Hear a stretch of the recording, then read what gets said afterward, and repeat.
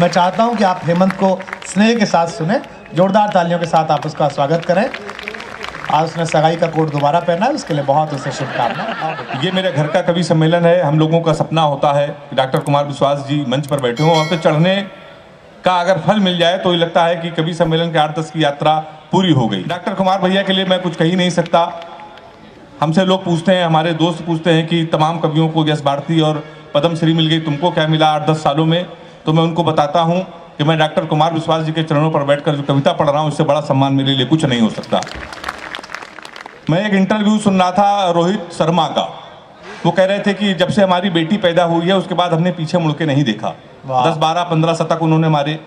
बेटियां निश्चित रूप से बहुत ही सौभाग्यशाली होती हैं। मेरे बेटी कोई नहीं है, मेरे 2 बेटे हैं। दादा मैं आपको बता रहा हूँ, वो भी बहुत ही सौभाग्यशाली और बहुत लकी है मेरे लिए। मेरा एक बेटा 6 साल का है, एक बेटा मेरा 6 महीने का है।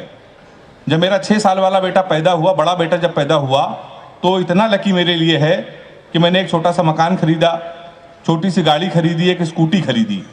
जब दूसरा वाला बेटा पैदा हुआ जो इस समय 6 महीने का, वो उससे ज़्यादा लकी है। जब वो मेरा छोटा वाला लड़का पैदा हुआ, उसके बाद हमारी शादी भी हो गई। बहुत अच्छे। उससे ज़्यादा लकी क्या हो सकता है? एक बार ताली बजा दीजिए तो मैं शुरू हो जाऊं। मैं आपके अपने घर का हूं। मुझे जमाने की सबसे बड़ी जिम्मेदारी आपकी है। कानपुर में एक स्कूल में पढ़ाता हूं। कोई हास्य कवि का टीचर हो जाए तो बच्चे का भविष्य आप समझ सकते हैं।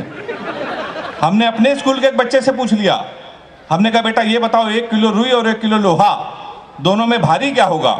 उसने कहा मास्टर साहब लोहा भारी होगा। मैंने कहा बेवकूफ, मैं जो तुमसे कह रहा हूं कि 1 किलो रुई 1 किलो लोहा, जब दोनों 1 किलो है, रुई भी 1 किलो है, लोहा भी 1 किलो, तो लोहा कैसे भारी होगा? इसका जवाब सुनिएगा।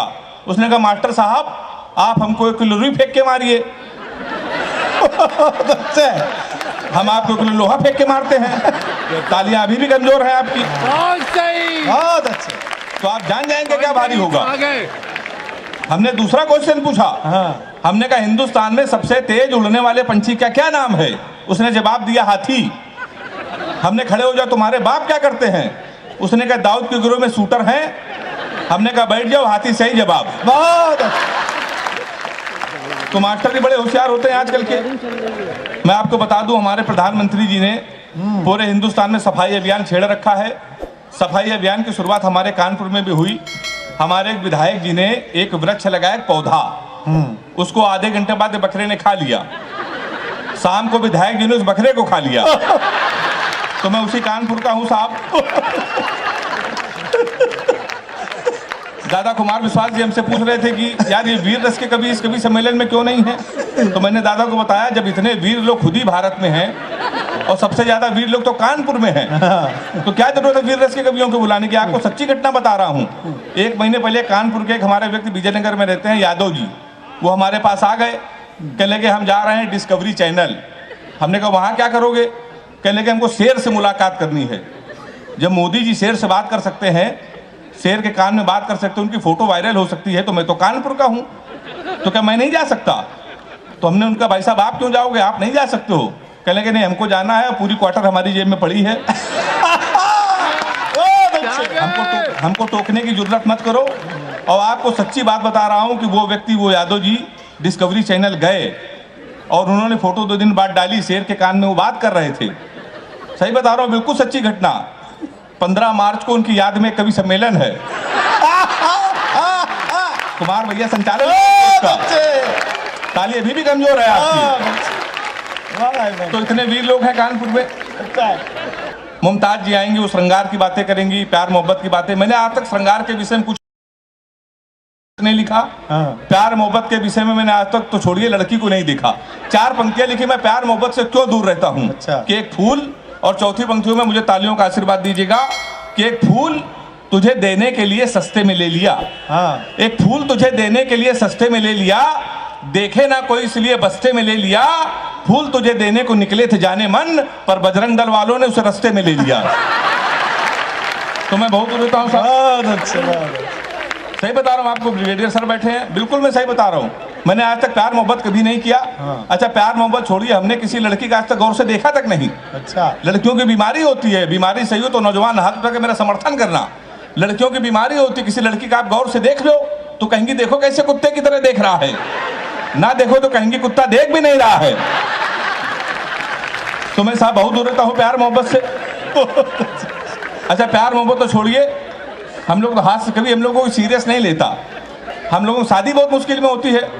हमारे तमाम रिश्ते आए, पता चला लड़का हाथ से कभी रिश्ते वहीं से लौट गए, कोई सीरियस लेता ही नहीं है। एक रिश्ता हमारे आया, लड़की की माँ ने हमारी माँ से पूछा लड़का क्या करता है। हमारी माँ ने कहा कवि है। बोले उनके पिताजी क्या करते हैं। बोले वो भी कवि। बोले उनके पिताजी। बोले वो भी कवि। बोली क्या घर में कोई इंसान नहीं है। रिश्ता लौट गया। एक महीने बाद फिर एक रिश्ता आया, फिर लड़की की माँ ने पूछा लड़का क्या करता। हमारी माँ ने कहा कवि। उन्होंने कहा शादी मंजूर। अच्छा कवि के नाम से कई रिश्ते लौट गए थे, हमारी माँ ने कहा मंजूर क्यों। वो बोली जोड़ी बहुत अच्छी रहेगी, आपका लड़का कवि, हमारी लड़की पागल है। तो तमाम रिश्ते हमारे लौट गए। लेकिन आपको बता दूं कुमार भैया, एक दिन हमारी शादी तय हो गई थी। अच्छा। आज के 10 साल पहले। लेकिन हो नहीं पाई थी उस समय। हमारी जब शादी तय हुई तो हमारे पिताजी ने कहा बेटा कि लड़की हमने पसंद कर ली है, हमको और तुमको साथ में चलना है लड़की को देखने। तो हमने कहा पिताजी ठीक है, शादी वैसे भी नहीं हो रही, आप चलिए लड़की को देख लीजिए। फिर उनका अचानक फोन आया कि बेटा हमको ऑफिस में काम आ गया है, तुम अकेले जाओ लड़की को देखाओ। अच्छा। और पहली बार जा रहे हो, खाली हाथ मत जाना, कुछ लेके चले जाना। तो हम कानपुर के, हम कट्टा लेके पहुंच गए। 2.5 साल बाद हमारी जमानत हुई। बहुत अच्छे। अब क्या ले जा सकते हैं। तो उसके बाद फिर एक हमारा रिश्ता आया। इस बार लड़की के पिताजी आए, कहने लगे तुमसे 2-3 क्वेश्चन पूछेंगे। लड़कों का आजकल इंटरव्यू ले, जब हमने पूछे कहने लगे कि तुम पढ़े लिखे कितना हो। हमने कहा अंग्रेजी से मैं क्या है। कहने लगे 2-3 क्वेश्चन पूछेंगे, बता दिया तो शादी फाइनल है, परमानेंट कैंसिल। हमने कहा पूछिए कि कितना पढ़े लिखे। हमने कहा अंग्रेजी से मैं क्या। बोले अंग्रेजी आती है। मैंने कहा बिल्कुल आती है। बोले अंग्रेजी बोल लेते हो। मैंने कहा बोल लेता हूँ। बोले ABCD आती है। अब मैं अंग्रेजी का टीचर, हमसे पूछ रहे ABCD आती है। हमने कहा आती है। कह रहे हैं आती है तो छोटी ABCD सुनाओ। कहाँ सुनाते हम छोटी ABCD। कहने के तुम अंग्रेजी फेल। गणित आती है। हमने कहा आती है। कहने के 41 का पहाड़ा सुनाओ। 41। हम उसमें ही फेल। कहने के आखिरी क्वेश्चन पूछ रहे हैं, बता दिया तो फाइनली परमानेंट कैंसिल। हमने कहा पूछिए। कहने के हिंदुस्तान में सबसे बड़ा कांड क्या हुआ। हमने कहा जलियांवाला बाग। बोले वेरी गुड, ये कब हुआ था। हमने कहा 1919 में। बोले इसमें हुआ क्या था। हमने कहा अंग्रेजों ने हमारे कई 1000 आदमियों को मार दिया था। हमसे कहने लगे सबके नामों पते बताओ। तो हमारी वो शादी भी कैंसिल। उसके बाद हमारी शादी होने की उम्मीद हुई। एक लड़की हमको मोहल्ले में पसंद थी, तो हम उसके घर चले गए। हमने उनके पिताजी से कहा कि आपकी लड़की पसंद है, हमको शादी करनी है, हम इससे प्यार करते हैं।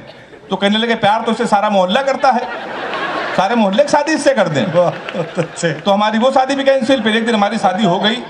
बिल्कुल आपको सच्ची घटना बता रहा हूँ, भारत और पाकिस्तान का मैच था क्रिकेट का। अच्छा। पूरा हिंदुस्तान मैच देख रहा था, हमारी शादी थी। हमने पिताजी से कहा आज के दिन शादी न करिए, पूरा देश मैच देख रहा है, हमारी आप शादी कर रहे हो। नहीं माने, कर दी। भारत और पाकिस्तान का मैच, हमारी शादी। हमारे कुछ कानपुर के दोस्त हमारी बारात में डांस कर रहे थे, कान में मोबाइल लगा के भारत पाकिस्तान सेमीफाइनल मैच की कमेंट्री भी सुन रहे थे। दोनों काम एक साथ कर रहे, बारात में डांस कर रहे, कान में मोबाइल लगा कमेंट्री सुन रहे। हम दूल्हे के बेस में सजे थे, घोड़ी के ऊपर बैठे थे। जैसे बारात घर पहुंचने वाले थे, एक लड़का घूम के हमारी तरफ चिल्लाया, बोला छक्का। हम डर गए भाई साहब। हमने कहा कहां छक्का। कहने लगा विराट कोहली ने मारा है। तो हमने कहा कोहली ने मारा तो हमारी तरफ क्यों देख रहे हो। शादी के पहले दिन छक्का कह रहा और देख के हमको। हमने कहा आपकी मारे तो हमारी तरफ ना देखना। पता चला 2 मिनट में इंडिया मैच जीत गई। किसी ने खुशी के मारे घोड़ी के नीचे सुतली बम रख दिया। बम फटा तो घोड़ी भागने लगी, हम भी भागने लगे। हमने चलती घोड़ी से पिताजी को फोन मिलाया। हमसे बोले कहाँ हो बेटा। हमने कहा पिताजी हम भाग रहे हैं। बोले किसके साथ। ताली तो आप लोग ऐसे बजा रहे इसमें बारात आए थे। हमने कहा घोड़ी के साथ। बोले बे शर्म नहीं आती, भागना तो किसी लड़की के साथ भाग जाते। हमने कहा पिताजी वो बहक गई थी। कहने लगे आज घोड़ी बहकी है, कल को गधी बह गई तो उसके साथ भाग जाओगे। उन्होंने मोबाइल बंद कर लिया। 1 हफ्ते लगातार हम भागते रहे। 1 हफ्ते बाद हमको होश आया तो हमने अपने आप को जंगल में पाया। वहाँ 4-5 आदमी खड़े थे। हमने कहा कानपुर का पता बता दो ना, बीबी को विदा कराना है। तो उन्होंने कहा देखो ऐसा है, हमारे यहाँ रामलीला का पाठ चल रहा है, ये राम है ये लक्ष्मण है, सूप नखा का रोल जिसे करना था नहीं आया, तुम सूप नखा का रोल कर लो। हमने कहा इसमें क्या करना पड़ेगा। बोला नाक कटवानी पड़ेगी। हमने कहा वो तो कट चुकी है। हमने उनकी बात मान ली, रात भर सूप नखा का रोल किया। सुबह 4 बजे हमारी आँख खुली, हमारे असली कपड़े गायब। वहां के आदमी गए सूप नखा के ड्रेस में पैदल पैदल हम अपने घर पे। हमारे पिताजी छज्जे के ऊपर खड़े थे, हमने कहा पिताजी पहचाना? उन्होंने हमारी माँ से कहा इसको कटोरा आटा दे दो। हमारे पिताजी नहीं पहचान पाए। हमने कहा आपके पुत्र हैं? बोले बेवकूफ मत बोलो, हमारे 2 ही पुत्र हैं, एक इंजीनियर एक नाक कटवा के घोड़ी के साथ भाग गया है। हम ससुराल के तुम्हारे साले ने भगा दिया। हमारे घर के सामने पुलिस थाना, पुलिस को हमारी जरूरत कब पड़ जाए इसलिए हमने घर थाने के सामने ले लिया। तो हम थाने गए तो एसपी साहब बैठे थे। हमने कहा हमारे साले खिलाफ FIR लिख लीजिए। कहने कि तुम ही हेमंत पांडे हो? हमने कहा, कहने कि तुम्हारे नाम पहले से FIR है घोड़ी के अपहरण की। तुमको 2 दिन का समय दे रहे हैं, घोड़ी नहीं तो तुम जेल चले जाओगे। उत्तर प्रदेश का बड़ा व्यंग एक टिप्पणी में कर रहा हूं, टिप्पणी समझ में आ जाए तो हाथ उठा के मेरा समर्थन करना। हमने उनके पैर छू, हमने कहा घोड़ी ढूंढ लाइए। कहने कि पुलिस का काम है घोड़ी ढूंढना। हमने कहा ढूंढ लाइए। कहले पुलिस के इतने बड़े अधिकारी घोड़ी ढूंढ लाए। हमने कहा एसपी साहब भैंस तो आप ढूंढ लाए थे। हाय हाय वाह, क्या बात है हेमंत, बहुत अच्छे, जीते रहिए, वाह।